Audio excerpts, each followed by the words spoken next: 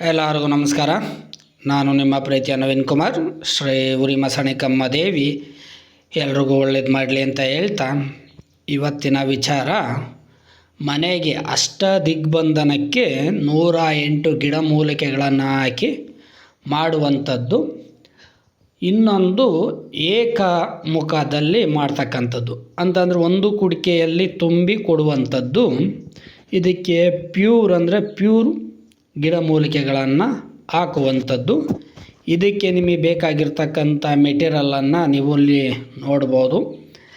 ನಿಮಗೆ ಇಲ್ಲಿ ನಾವು ಐಟಮ್ಗಳನ್ನು ತೋರಿಸ್ಬೋದಷ್ಟೇ, ಆದರೆ ಇದರ ಮೂಲ ಮಂತ್ರಗಳಾಗ್ಬೋದು ಅಥವಾ ತಂತ್ರಗಳನ್ನು ಈಗ ನೋಡ್ತಿರ್ತಕ್ಕಂಥ ಈ ವಿಡಿಯೋದಲ್ಲಿ ನೋಡ್ತಕ್ಕಂಥದ್ದೆಲ್ಲವುದು ನೀವು ನೋಡ್ಕೊಳ್ಬೋದು. ಯಾವುದೇ ಥರದ ಸಮಸ್ಯೆ ಇಲ್ಲ.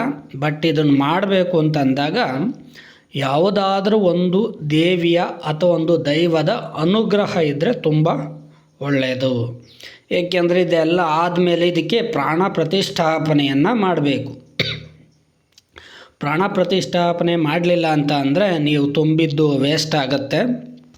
ಸೊ ಇಲ್ಲಿ ನೋಡ್ತಿರ್ಬೋದು, ಬ್ರಹ್ಮದಂಡೆ ಬೇರು, ಎಡಮುರಿ ಬಲಮುರಿದು, ಮತ್ತು ಇಲ್ಲಿ ನೋಡ್ಬೋದು ಇದು ಅಂಕಾಲೆ ಕಡ್ಡಿ, ಇದು ಪ್ಯೂರ್ ಅಂಕಾಲೆದಿದು.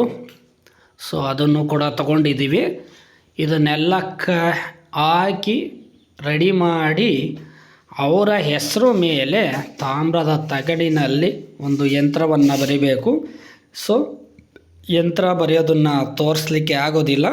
ಸೊ ಅದಕ್ಕೋಸ್ಕರವಾಗಿ ಈಗಿನ್ನೂ ರೆಡಿ ಮಾಡ್ತಾ ಇದ್ದೀವಿ. ಸೊ ನೋಡ್ಕೊಳ್ಳಿ. ಮತ್ತು ನಮ್ಮ ಕ್ಲಾಸಿಗೆ ಬಂದಾಗ ಇವನ್ನೆಲ್ಲ ತೋರಿಸ್ತೀವಿ, ಯಾವ ರೀತಿ ತುಂಬೋದು ಇವನ್ನೆಲ್ಲ ಅದುವೇ ಹೇಳ್ಕೊಡ್ತೀವಿ.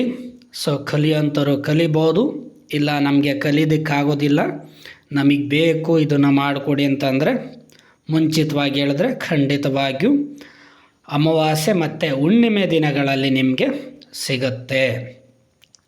ಸೊ ಎಲ್ಲರಿಗೂ ಒಳ್ಳೆಯದಾಗಲಿ. ನಮಸ್ಕಾರ.